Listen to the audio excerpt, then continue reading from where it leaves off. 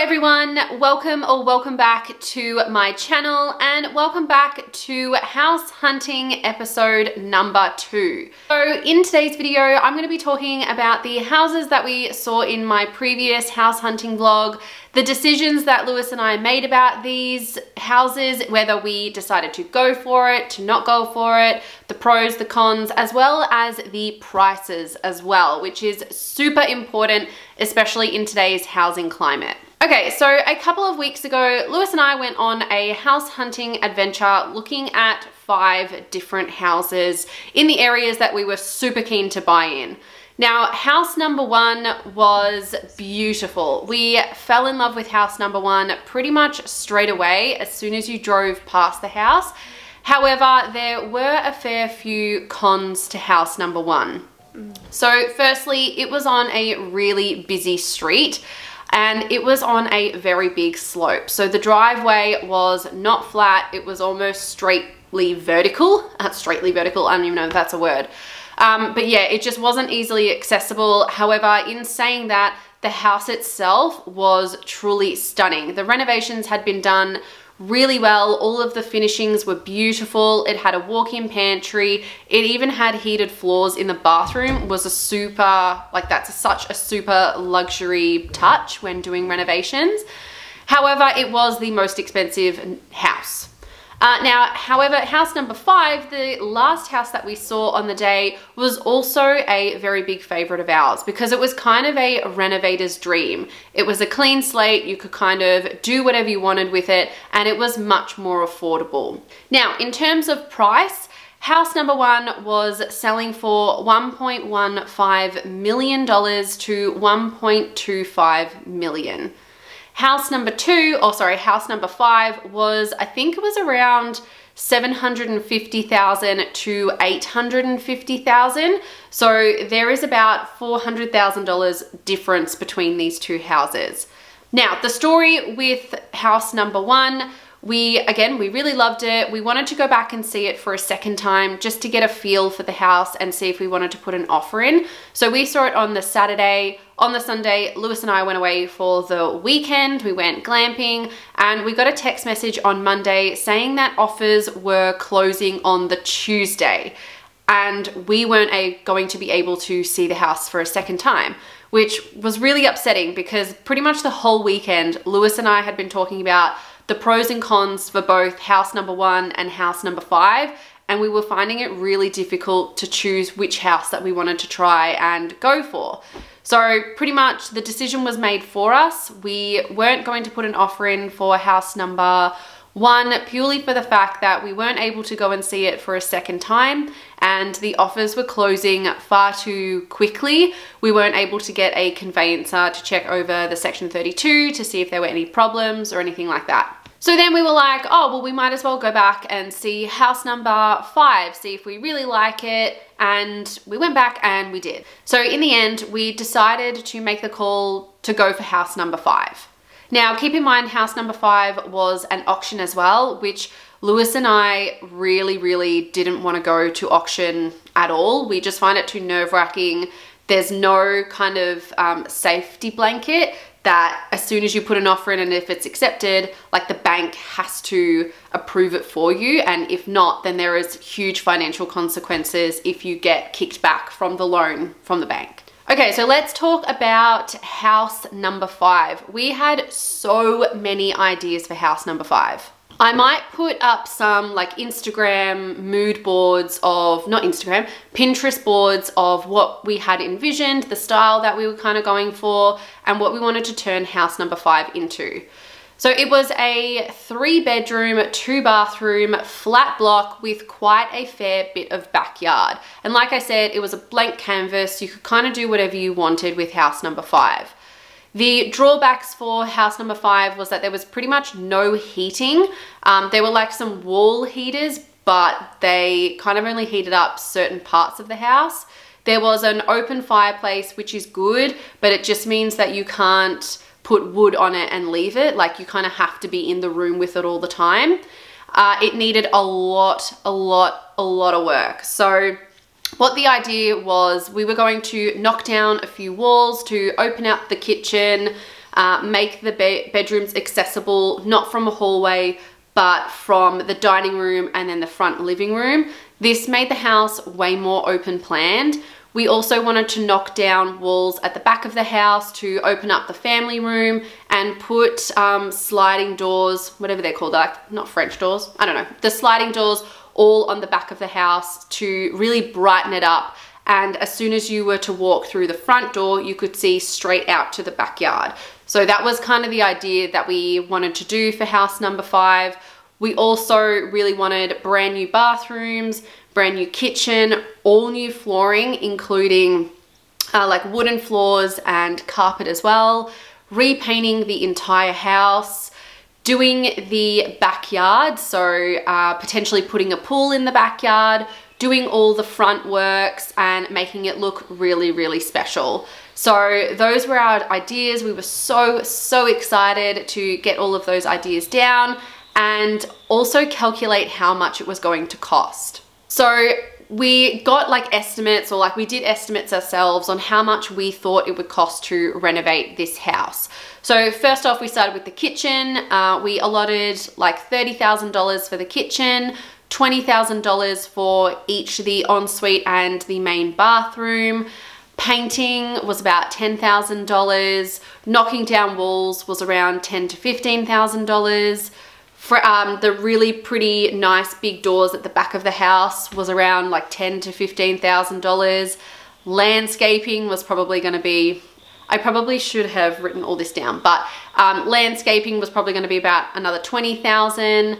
The exterior, like near the gutter, all of that needed to be replaced. It needed a pressure hose on the roof, so all of that needed to be taken into consideration. And we were super excited about it because the house was affordable. So we were thinking that if we bought it for a really good price within the $800,000 range and we put, let's say, like $200,000 into the house, it would look so amazing. So those were our final plans and ideas. You could probably see that we were going for something really quite modern, quite contemporary, really light, bright, and quite an entertainer's space. We really wanted to make house number 5 a house that people wouldn't want to leave. So all of our guests would want to come over, stay, and not leave at all. We also really wanted to put a 4th bedroom into house number 5. So at the front of the house, there was this kind of empty space, which was around 2.2 meters by like 3 meters, something like that. They are the rough estimates. And we wanted to make that into a 4th bedroom. So then if we were to resell it in the future, we could sell it as a 4-bedroom house, not a 3-bedroom house, because the price difference between a 3-bedroom and a 4-bedroom house is quite drastic here in Melbourne. I think there's around $100,000 to $200,000 difference. Sorry, my cat is playing with, if you can hear her crying, she just wants to play, so just ignore her. Nikki, come here. So those were our ideas. Let me know down below if you think that we are being a little bit too ambitious, what our estimates, if they're like average, if it's too much, too little. Let us know what your thoughts are as well with house number 5. Right, so the final verdict. This is a little bit of a story time. So look, we didn't end up getting house number 5 or house number 1. And here are the reasons why. So house number 1 wasn't our choice. We didn't have enough time to get our section 32 looked over. They were taking offers pretty much like 3 days after the very first opening. We just didn't have time and we didn't want to rush it.